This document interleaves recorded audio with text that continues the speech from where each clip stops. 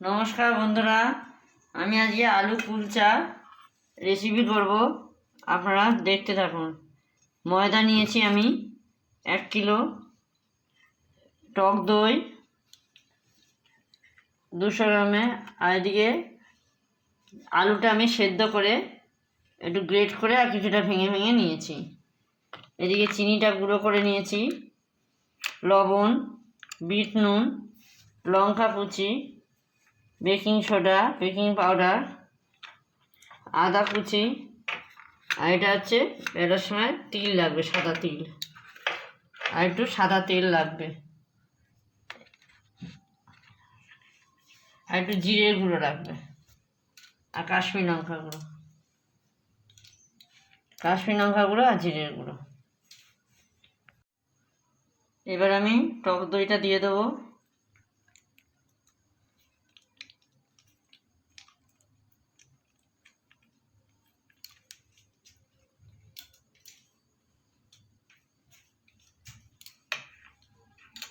তার সাথে দেবো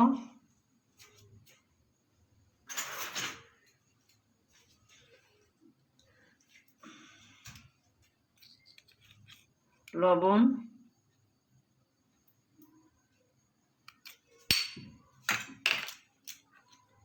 আর একটু বিট নুন,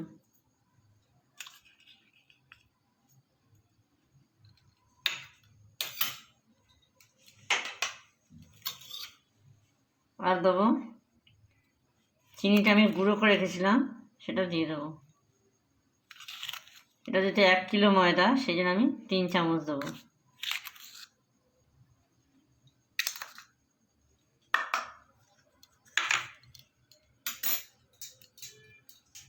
এবার দেবো একটু বেকিং সোডা, এবার দেবো বেকিং পাউডার,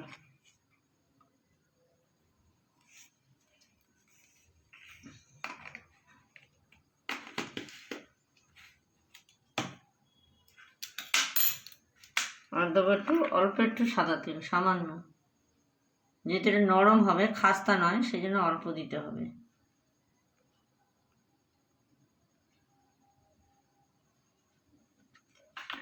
দেড় চামচ মতো দিলাম।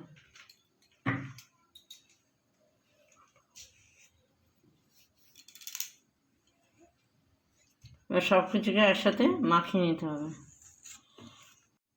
ময়দাটা ওদিকে মেখে ঢেকে রেখে দিয়েছি, আর এদিকে আলুটা আমি পুরটা রেডি করব। পেঁয়াজটা আমি বলতে ভুলে গেছি বন্ধুরা।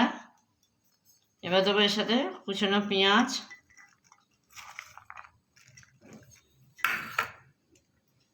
স্বাদ মতো লবণ, কুচনো লঙ্কা, যে যেরকম ঝাল খাবে সে সেরকমই দেবে, আর এই আদা কুচি,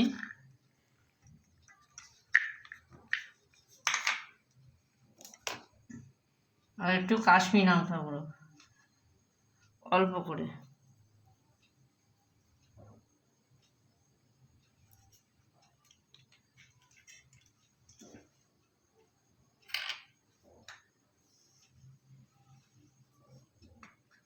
আর একটু হলুদ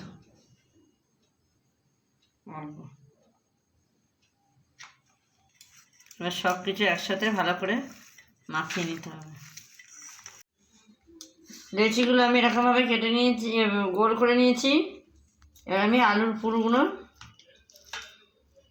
আলুর যে পুরটা তৈরি করে রেখেছিলাম, সেদ্ধ আলু, সেইটা আমি দিয়ে দেবো।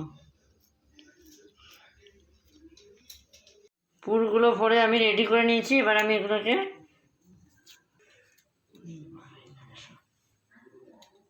একটু সামান্য ময়দা দিয়ে একটু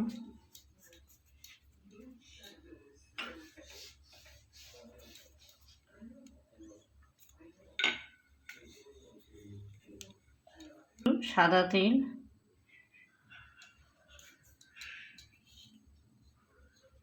আর একটু কালো জিরে,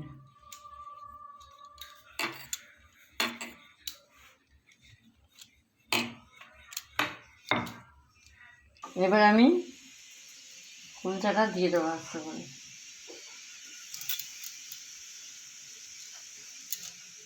এবার আমি ঢাকা দিয়ে দেবো।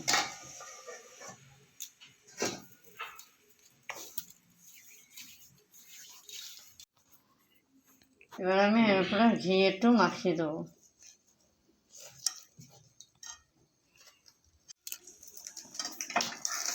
ঘি মাখিয়ে নিয়েছি, এবার একটুখানি উল্টে দেবো।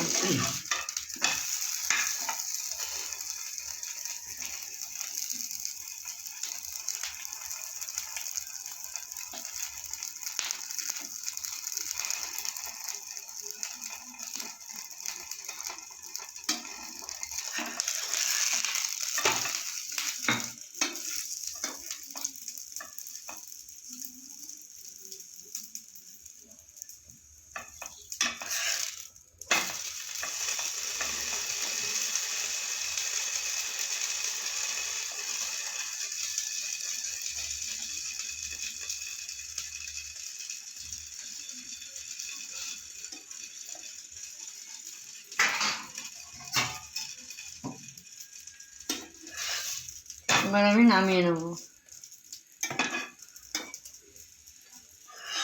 ঠিক এরকম হবে জিনিসটা।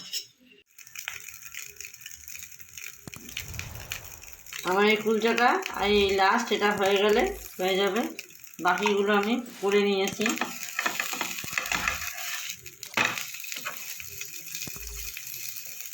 লাস্টে একটু ঘি মাখিয়ে উল্টে পাল্টে দিতে হবে।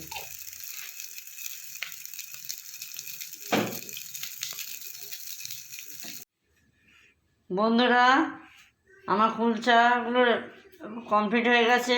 আমি প্রথমবার করছি, জানি না কেমন হবে। আপনারা বাড়িতে করে খেয়ে দেখবেন, কেমন হয়েছে আমাকে জানাবেন। লাইক, কমেন্ট, শেয়ার করবেন আর সাবস্ক্রাইব করবেন। পাশে